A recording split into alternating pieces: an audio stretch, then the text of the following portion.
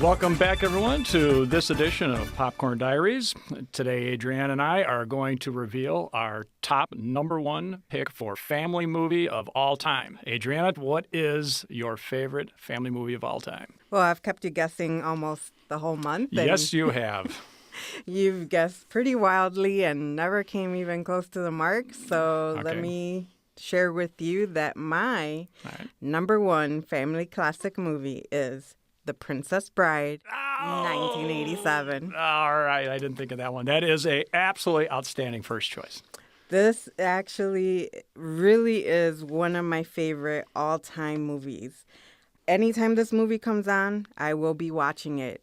2 minutes and I'm hooked, 30 seconds and I'm in there. There's just so many great things about this film. The cast was great. Yep. The story is fantastic. The dialogue is incredible. Just listening to all the witty repartee and the dialogue always makes me laugh. I've seen this movie close to 30 times over my lifetime, and I still laugh every time I see this movie. I still am enchanted by it. I still love everything that happens in this movie. The story just always pulls me in. So it's a really great movie. This was directed by Rob Reiner. And one great thing about Rob Reiner is his dad was an Emmy Award-winning comedian, so he's got that comedy streak in his background. Yes, he does. And he's acted, he's not just a director, he's acted on a few films. Yep. And right after this, he actually went on to direct When Harry Met Sally, another great movie. Yep, that is a great one, too. And he's also directed Stand By Me, Misery, A Few Good Men, The Bucket List. And his latest project is scheduled for sometime next year. So he's got an extensive career. Right off the bat, he's done some great movies. He worked with Billy Crystal on this, and right after this, he worked with him on When Harry Met Sally. Yep. So they've got, a good repartee going. The writer, William Goldman, also wrote In Misery, Maverick, and Hearts in Atlantis. So he's also got some pretty good movies there in his lineup. And, of course, all the actors that were in this movie, like Carrie and Mandy Patinkin, Chris Sarandon, Christopher Guest. You've got Wallace Shawn, who was in Toy Story and one of your favorite movies as well. Mm-hmm. And who doesn't love Andre the Giant? He was just so lovable in this movie. This big wrestler, but he just is like this big teddy bear. You also had a very young Fred Savage. Yep.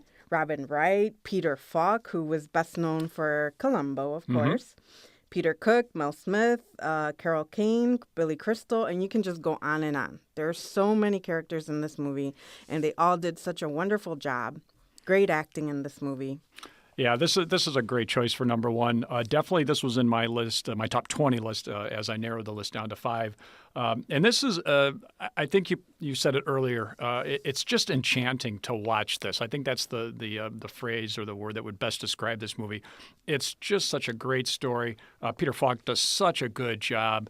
And Andre the Giant, to see him in this, like you say, big teddy bear role, as opposed to his career as a wrestler, it was just such a departure. But it worked.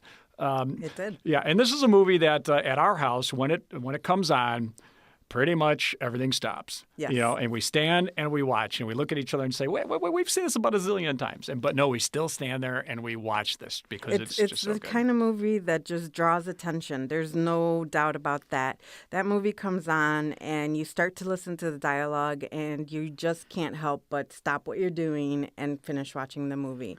I mean, some trivia tidbits about the movie, things that I'd like to share with you guys. Yeah, sure. Mandy Patinkin, who played the role of Inigo Montoya, one of my favorite characters in this movie, he says that this is his personal favorite over his whole career. Wow, I did not know that. When I watched it last time, I actually put on the bonus extra material, and he was interviewed about this movie, and he did repeat this line, and he was choking up. He wanted to cry. This is a movie that really hits close to home for him, so that I thought was really, really touching. Another thing is when Count Rugen hits Wesley over the head when they come out of that the swamp. Yep. He actually, Carrie Ells told him to go ahead and hit him. and he hit him so hard that they had to stop production for a day because Carrie Owles had to go to the hospital. So that was pretty funny. There actually was really a Dread Pirate Roberts who was Bartholomew Roberts, also known as Black Bart. So they did, portray this after a real life character. And some of the runners-up for Princess Buttercup were actually, among them, Courtney Cox. Really? Meg Ryan. Oh, okay. Uma Thurman. And Whoopi Goldberg campaigned for the role of Princess Buttercup. Okay. I actually do agree with who they went with, which was Robin Wright. Mm-hmm. I think she did a great job. She just had that persona that they were looking for in that role. So I really do agree with who they chose in the end. But there was quite a few runners-up for Princess Buttercup. A couple other things that I'd like to share with you are some of my favorite things about this movie, like I said, is the dialogue. So, of course, who hasn't gone around saying, hello, my name is Inigo Montoya. You killed my father. Prepare to die. Everybody has used that line. I mean, there's T-shirts. There's T-shirts that have this on there. And this movie is from 1987, and people still are quoting this movie. And then, of course, one of my favorite things was the clergyman. Mm-hmm. Marriage.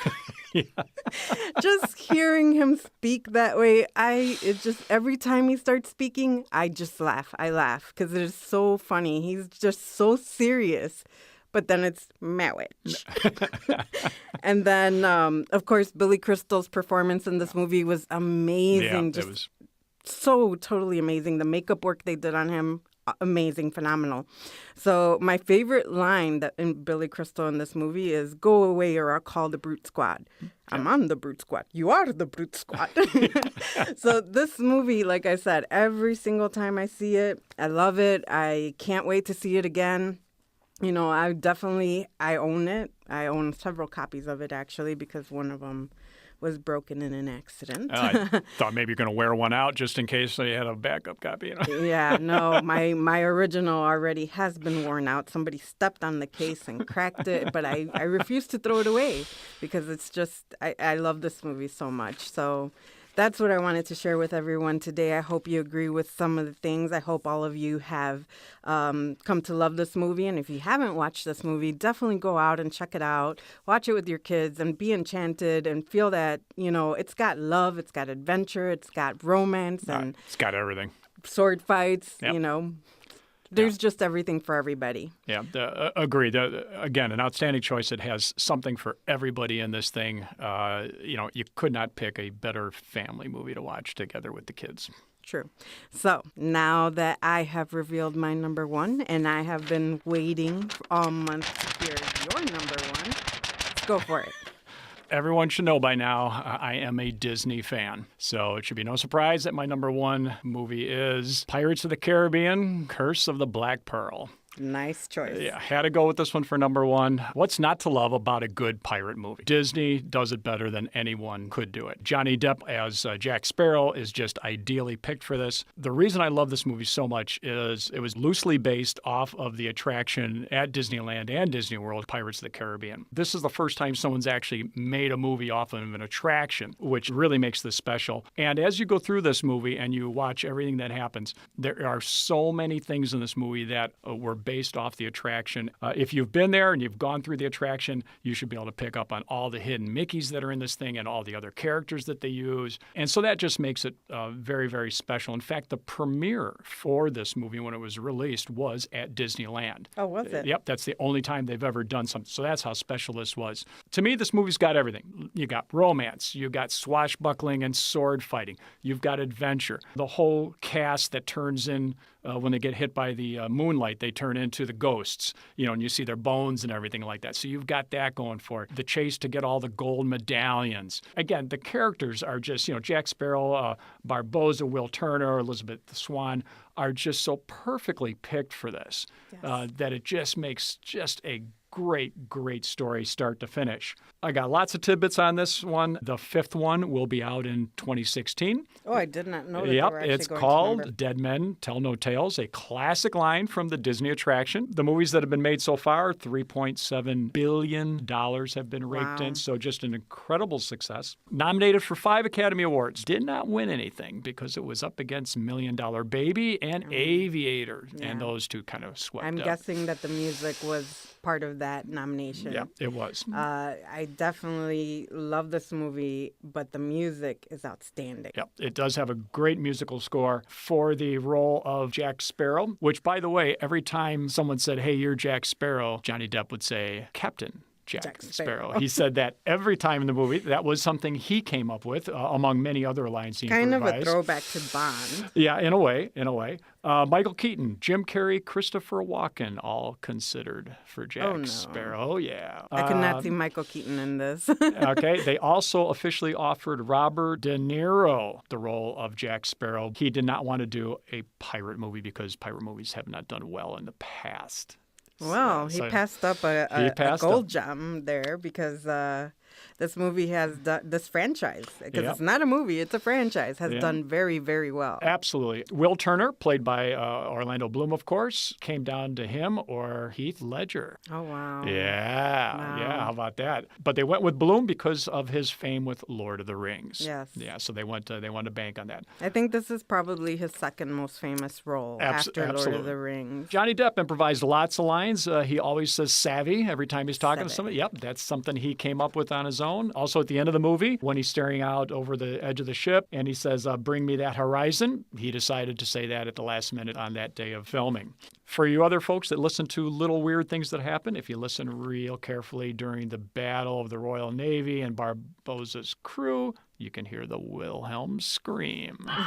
Okay, if you don't know what the Wilhelm scream is, go to YouTube, check it out. You'll be surprised how much that's used. This also was Disney's first PG-13 movie released under the Walt Disney label. Yes, I do remember that distinctly. That made some headlines. Also, the ship, the HMS Interceptor, was a real ship. It was the Lady Washington. That ship can also be seen in Star Trek Generations, which was in 1994. Yeah, so that was the real deal. Finally, Johnny Depp, who does just, in my opinion, an outstanding job. He based his role loosely off of Keith Richards of the Rolling Stones. I did remember hearing that. Gotta agree with you. This is a great movie, great franchise, great series of movies that have come together. This original movie is probably one of my favorites among the series. It's my top favorite. Mm-hmm. Johnny Depp's role in this, I cannot agree with you more. He just brought this role to life. You know, he's got that persona. He becomes Jack Sparrow every time you see him on screen.